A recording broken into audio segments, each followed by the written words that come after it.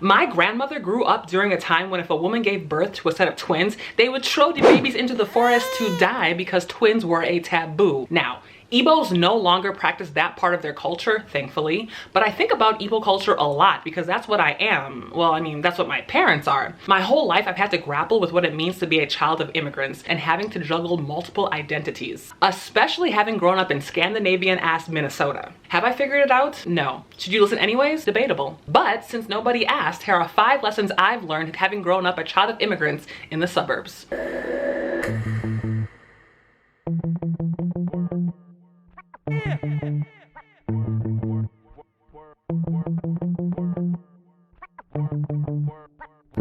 Doesn't mean less when you make that sound. Come at me best when you spread shit round. Only works well when you ponder spontaneity. Hello and welcome to my channel. I'm still playing around with content ideas, but if you'd like to check out future videos, don't forget to subscribe before you head out. A thumbs up never hurts either. And if the spirit so moves you, feel free to let me know what you think in the comments below because it is always an honor to hear from you. Okay, thanks. I'm not that special. First generation Nigerian children are everywhere. I mean, there are a lot of us. Many of our parents left their homeland in their 20s and came to the US in pursuit of the American dream. My parents chose cold-ass Minnesota of all places, and that's where I was born and raised. New Brighton, Minnesota. As a result, I feel like I've had to constantly try to understand what culture means, who am I, and why it matters. You know, things I think about in the shower. So here are 5 things I've been able to figure out so far. Number 1, I am bicultural, sometimes tricultural, and all those cultures make up who I am, period. So my race is Black, my nationality is American, and my ethnicity is Igbo. And I can be all those things at the same goddamn time. That's very obvious to me now, but growing up in New Breezy, it wasn't as apparent. I regularly felt out of place or like a sense of disconnection because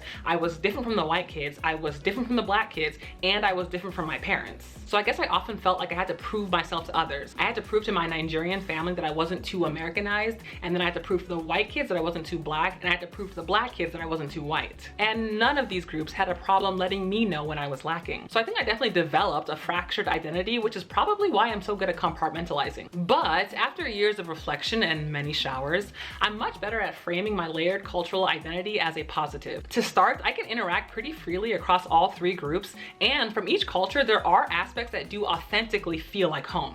Also, the interaction between these cultures throughout my life have led to pretty amazing life experiences that I'm truly grateful for. I also have a lot of cuisine to pick from.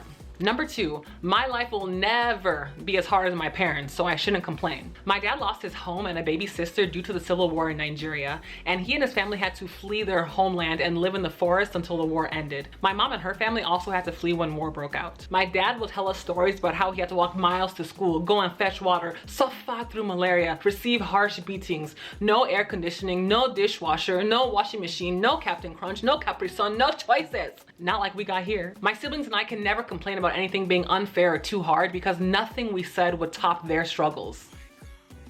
I definitely wouldn't choose to grow up as they did. There's a lot of suffering in this world even now. My life could have easily been a life of suffering had I not been born at this time, in this place, and under these circumstances. So I guess what I'm saying is that I feel like they instilled in me a sense of appreciation for simple things that others may take for granted, and I'm very glad that I learned that lesson early on in life. Number 3, I have privilege as a child of immigrants. Here in the US, I can enjoy the rich culture of Igbo people without actually having to live in their patriarchal society. I wonder how me I could be were I actually to live my life in Nigeria. I mean, feminism isn't as popular over there, but here I can partake in all the positive aspects of the culture, so I can eat the food, listen to the music, wear the clothes, dance the dances, without actually having to experience too many of the negative aspects. For example, I'm an out and proud non-believer, atheist, agnostic, and I'm still alive, so that's something, right? Also, I don't have an accent, which some people like myself view as a privilege. There are people out there who still have a hard time understanding my parents and my extended family, and there are others who are unnecessarily rude or dismissive of people with accents,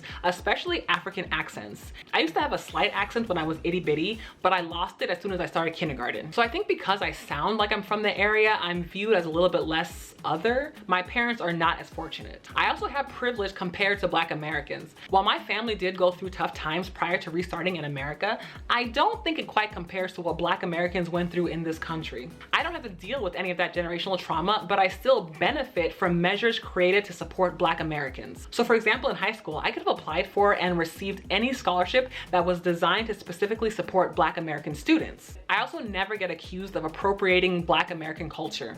I can embrace almost all aspects of Black American culture, from the music to the fist to the fashion to identity politics, and no one bats an eye because I am racially Black. And while I don't believe I was born with a completely fresh slate, in some weird way, by being born an African in America, I'm somehow free from the burdens of both sides. Number 4, I will lose much of my parents' culture. One of the biggest drawbacks to being a child of immigrants for me is the sense of loss that I feel when I think about how much of my parents' culture will not successfully make it to my future children. Like the language, for example. I can understand Igbo fluently and I can speak it okay, but enough for my future children to pick it up? Probably not. My parents' generation retained as much of the culture as they could by creating a tight-knit Igbo community here in Minnesota.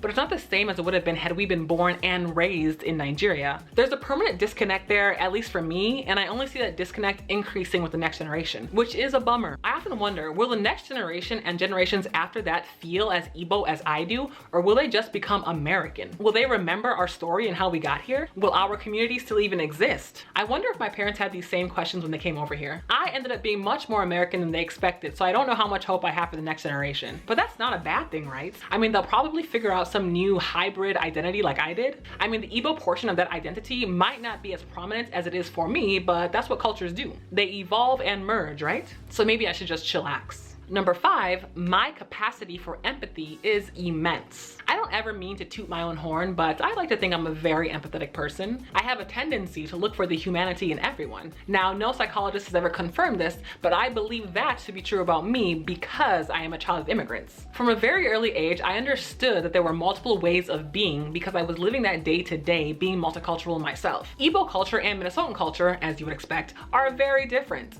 And growing up, I had to fully understand both perspectives. So I guess I got good at doing that, searching for understanding. I think that's what led me to realize that at the core, all humans feel similar emotions. We just have different cultural methods for expressing those emotions. And we often let those different cultural expressions distract us from the fact that we are all humans struggling on this wild ride called life. Anyways, that's all I got for right now. I gotta go take another shower so I can get my creative juices flowing. So tell me, do any of you feel bicultural or multicultural as a child of immigrants? What was shaping your identity like for you? Did anyone ever call you an Oreo or a coconut or a banana? What does culture mean to you? What are your hopes for the next generation? Let me know what you think in the comments below. As usual, people, don't forget to subscribe, like, and share this video. Make sure to turn on your notifications so you get an alert when I post my next video. Thank you for watching, and I will see you next time. Bye! Doesn't mean less when you make that sound. Come at me best when you spread shit round.